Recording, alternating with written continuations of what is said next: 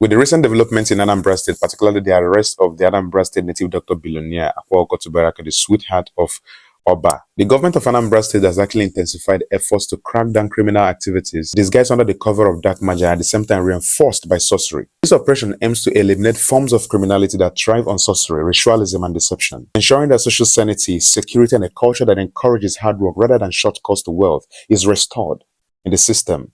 But then this crackdown has actually sparked widespread debate, and opinions are flying here and there. And it exposed me to one single thing. People do not even know what they practice. Many argued and still arguing that everybody has a right to freedom to worship. I don't argue that.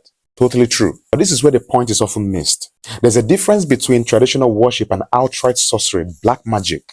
Now, if you want to define traditional worship, then you see it from this very angle that it's actually a spiritual system rooted in honoring deities, ancestors, and natural forces. It's about balance, morality, and divine reverence. This is actually rooted in all traditions and tribes, from the Igbos to the Hausas to the Yorubas and other tribes. And if you look at the Igbo traditional worship system, you get to see that we recognize Amadioha, we recognize the spirit of Agu, the spirit of divination. It is actually rooted, it has been there before. This is not something we learned. Then you look at the Yorubas honor and worship Orumila, the god of wisdom, Ogun at the same time, the god of war, and Sango, the god of thunder. Then you look at what that connects these deities together. You see that they represent order, discipline, and guidance, not shortcuts to wealth or any form of crime. They have never encouraged any form of this before. This is just something we just recently started hearing about. Traditional worship involves prayer, sacrifices, and rituals to maintain harmony with the spiritual realm, not deception, greed, or destruction. It is very obvious. Then if we decide to zoom at what black magic is, sorcery, you get to realize that black magic is just the manipulation of realities and spiritual forces for selfish or harmful purposes. It often involves spells, curses, rituals aimed at controlling and harming others. Most people that are into black magic are always in the curtain, are always behind the scene doing it because they're not proud of the process. They know the process that is actually involved. And it has nothing close to do with traditional worship or traditional system of worship.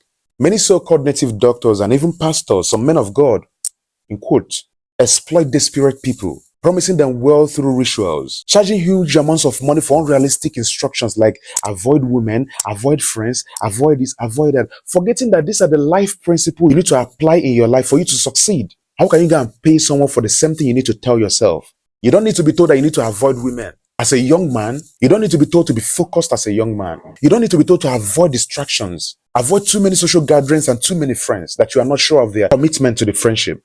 Whether you're a man or woman, understand that success in life comes from discipline and nothing more. The ability to discipline your mind and discipline the body is what that brings about success and nothing more. Discipline is like patience, knowing that nothing great comes overnight. Discipline of the right circle, the people who are actually around you, who actually influence your growth.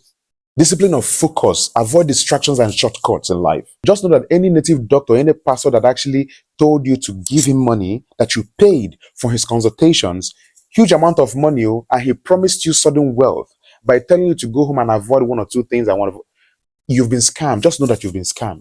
My final take on this is this: as the crackdown continues, people must understand the difference between spirituality and criminal sorcery. With the arrest of Akwa Okotubaraka and the show of ignorance that I saw him display at Oka, it really tells a sad story that I wouldn't want to tell here. But whether you're actually ignorant of the law or not, or whether you subscribe to the school of thought that said school na scam, that doesn't concern the governor of Anambra State, Professor Soludo. His own is actually simple. Whether you claim to be a traditional worshipper or not, if your practice involves crime, deception, or black magic, you would definitely face the law. You know, concern him. And to me, that's fair. It shows intentionality in fighting crime. If you're an Ezenwanyu, if you're an Obanje, just know the path you are on. Are you honoring tradition or simply engaging in sorcery? Because in the eyes of the law, ignorance is no excuse. Just day well.